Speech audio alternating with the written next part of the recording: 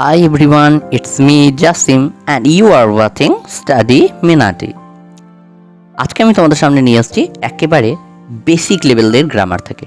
হ্যাঁ, আমাদেরকে বেসিক লেভেলের গ্রামার থেকে শুরু করতে হবে ইংরেজি ভালোভাবে শিখতে গেলে। চলো একটা উদাহরণ সাহায্যে বুঝে নিই কতটা প্রয়োজন বেসিক গ্রামার। মনে করো দ্য স্কাই ইজ ব্লু, এই সেন্টেন্সটি মানে হলো আকাশটি হয় নীল। কিন্তু আমরা যদি মনে করো জানি না বেসিক লেভেলের গ্রামার, তাহলে আমরা বলবো আকাশ ইংরেজি হলো স্কাই আর নীল ইংরেজি হলো ব্লু, তাহলে আমরা লিখে দেবো স্কাই ব্লু, কিন্তু এটি কোনো সেন্টেন্স হলো না। এছাড়াও স্কাইয়ের পরে ইজ হলো কেন, স্কাইয়ের আগে দা বসলো কেন, আর স্কাইয়ের পরে ইজি কেন বসবে, অ্যাম বা আর বসলো না কেন, এই সবগুলো ভালো করে জানতে হলে আমাদের বেসিক লেভেল থেকে গ্রামার শিখতে শুরু করতে হবে। চলো শুরু করা যাক। বেসিক ইংলিশ গ্রামার হলো ইংরাজিকে প্রকৃতভাবে শেখার প্রথম ধাপ। এটা যদি সবার খুব ভালোভাবে শেখা থাকে, তাহলে সে যে কোনো স্টুডেন্ট হোক, যে কোনো পেশার মানুষ হোক, জীবিকার মানুষ হোক, যাদের ইংরেজি শেখার আগ্রহ আছে, সে অনায়াসে ইংরেজি শিখতে পারবে। শেখার পর তাদের বিভিন্নভাবে এটা কাজে লাগতে পারে। মনে করো কেউ যদি স্কুল স্টুডেন্ট হয় বা কলেজ স্টুডেন্ট হয়, বা কলেজ কমপ্লিট করে বিভিন্ন কম্পিটিটিভ এক্সামের জন্য তৈরি হচ্ছে, তাহলে তাদেরকে ইংরেজি গ্রামার বা বেসিক লেভেলের গ্রামারের জ্ঞান থাকা অবশ্যই প্রয়োজন। এছাড়াও মনে করো তুমি ক্লাস 10 বা 12-এর মতো গুরুত্বপূর্ণ বোর্ড এক্সামগুলো, সেখানে 40% তো আসে ইংলিশ গ্রামার আর রাইটিং থেকে, সেগুলো ভালোভাবে তুলতে পারবে। এছাড়াও ইংরেজির সঠিকভাবে উত্তর লেখার জন্যও আমাদের বা বেসিক ইংলিশ জানা অবশ্যই প্রয়োজন। এছাড়াও শুধু যদি কেউ স্পোকেন ইংলিশ শিখতে চায়, তাহলেও সর্বপ্রথম প্রয়োজন হলো বেসিক ইংলিশ গ্রামার। বেশ, আর যদি কেউ অভিভাবক হন, তারা বেসিক গ্রামার জানলে তাদের ছোট ছোট সন্তান সন্ততিদের বাড়িতে শেখাতে পারবেন। সত্যি করে বলতে বেসিক লেভেল থেকে গ্রামার শেখা বা বেসিক গ্রামার ছাড়া ইংরেজি শেখা কার্যত অসম্ভব। চলো আমরা ভালোভাবে বেসিক গ্রামারের এই ক্লাসটা আমরা এখন থেকে শুরু করি। দেখো এ বি সি ডি এরকম করে জেড পর্যন্ত লেখা আছে। এ বি সি এদের প্রত্যেকটিকে এক একটিকে বলা হয় লেটার। এইরকমই এ থেকে জেড পর্যন্ত মোট 26টি লেটার আছে, এদেরকে একসঙ্গে বলা হয় অ্যালফাবেট। তাহলে চলো অ্যালফাবেট কাকে বলে একবার ক্লিয়ার করে নিই। এ থেকে জেড পর্যন্ত যে 26টি লেটার আছে, তাদেরকে একত্রে বলা হয় অ্যালফাবেট। অ্যালফাবেটকে দুই ভাগে ভাগ করা হয়, ভাওয়েল আর কনসোনেন্ট। ভাওয়েলের মধ্যে থাকে এ ই আই ও ইউ, এই 5টি লেটার, এবং এই 5টি লেটার ছাড়া বাকি 21টা letter B C D F এরকম, এগুলোকে বলা হয় কনসোনেন্ট। চলো এবার দেখি এই লেটারগুলোকে নিয়ে কি করা যায়। লেটার দিয়ে সর্বপ্রথম তৈরি করা হয় ওয়ার্ড। তাহলে দেখি ওয়ার্ড কাকে বলে। কিছু লেটার যখন পাশাপাশি বসে এবং একটি অর্থ প্রকাশ করে, তখন তাকে ওয়ার্ড বলে।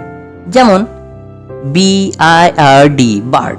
দেখো এই ওয়ার্ডটিতে 4টি লেটার আছে, এরা পাশাপাশি বসেছে এবং একটি অর্থ প্রকাশ করছে, তাই এটি একটি ওয়ার্ড। এবার মনে করো এই লেটারগুলি যদি আমরা একটু এরকম করে সাজাই, লিখে DRIB অথবা RBID অথবা IBRD, তাহলে এটার কোনো অর্থই হয় না, তাই ওয়ার্ডও হয় না, এগুলোকে আমরা ওয়ার্ড বলবো না। তাই কি শিখলাম, ওয়ার্ড হতে গেলে লেটারগুলিকে পাশাপাশি বসলেই হবে না, সেটির একটি অর্থপূর্ণও হতে হবে। আমরা ওয়ার্ড কাকে বলে শিখে নিলাম। এবার শিখব সেন্টেন্স কাকে বলে। কিছু ওয়ার্ড যখন পাশাপাশি বসে গ্রামারের নিয়ম মেনে এবং সেটি যদি অর্থপূর্ণ হয়, তখন তাকে সেন্টেন্স বলে। ইংরেজিতে a meaningful group of letter is called sentence. যেমন রাজ প্লেস ফুটবল, এই সেন্টেন্সটিতে রাজ প্লেস ফুটবল এই 3টি ওয়ার্ড আছে এবং এগুলি পাশাপাশি বসে একটি অর্থ প্রকাশ করেছে, তাই এটি একটি সেন্টেন্স। যদি সেন্টেন্সটি এরকম হতো, Raj football play or play Raj football, তাহলে এগুলি সেন্টেন্স হতো না, কারণ এগুলো পাশাপাশি তো বসেছে কিন্তু গ্রামারের নিয়ম মেনে বসে নাই, তাই এগুলি সেন্টেন্স হবে না।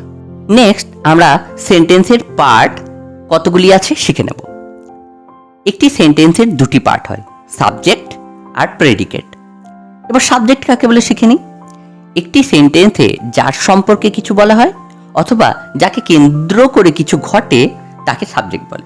যেমন হি প্লেস পিয়ানো, এখানে কে পিয়ানো বাজায়, হি বাজায়, তাহলে তাই কার সম্পর্কে বলা হচ্ছে, হি এর সম্পর্কে, তাই হি হলো সাবজেক্ট। বেশ, এবার সাবজেক্ট সম্পর্কে আমাদের কিছু ধারণা পরিষ্কার করা দরকার। সাবজেক্ট অনেক সময় একটি নাও হতে পারে, কিছু ওয়ার্ডের সম্মিলিত রূপও হতে পারে। যেমন Tagore's poem song of ring is very famous. তাহলে দেখো এখানে Tagore's poem song of ring এতটা পর্যন্ত হলো সাবজেক্ট। এছাড়াও সাবজেক্টের আরেকটা ভুল ধারণা হয়, আমরা ভাবি সাবজেক্ট সবসময় প্রথমেই থাকবে, এমনটাও কিন্তু নয়। সাবজেক্ট সেন্টেন্সের প্রথমে, মাঝে বা শেষেও বসতে পারে। চলো উদাহরণের সাহায্যে দেখে নিই। যেমন রাজ ওয়াকড অন দ্য প্যাভমেন্ট, এখানে রাজ শুরুতেই আছে, রাজ সাবজেক্ট হয়েছে, অসুবিধা নেই। আবার দেখো there are two friends in the class, তাহলে এখানে টু ফ্রেন্ড, আবার প্রেস ইয়োর শার্ট, এই সেন্টেন্সটিতে দেখো ইয়োর শার্ট শেষে রয়েছে আর এটা সাবজেক্ট। তাহলে সাবজেক্ট বিভিন্ন জায়গায় হতে পারে। তার এবার শিখব প্রেডিকেট কাকে বলে। একটি সেন্টেন্সে সাবজেক্ট সম্পর্কে যা কিছু বলা হয় তাকে প্রেডিকেট বলে। আরও সহজভাবে বলি, একটি সেন্টেন্সে সাবজেক্ট ছাড়া সমস্ত অংশটিকে বলা হয় প্রেডিকেট। যেমন একটি উদাহরণ দেখো, he plays piano, he subject, তাকে বাদ দিয়ে প্লেস পিয়ানো, এখানে হি প্লেস পিয়ানো, তাহলে প্লেস পিয়ানোটা হলো predicate. Tagore's poem song of ring is very famous, তাহলে দেখো এখানে শুধু ভেরি ফেমাস টা হলো প্রেডিকেট। এরপরে আমরা কিছু প্র্যাকটিসের জন্য কিছু কাজে নিয়ে নেব।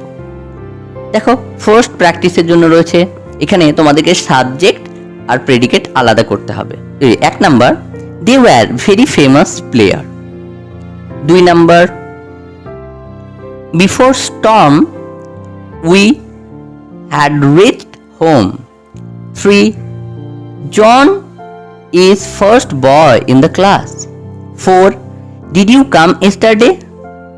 5, Raj and Rahul are playing. 6, keep your hard work. 7, could you find the purse please? 8, always listen to your mother.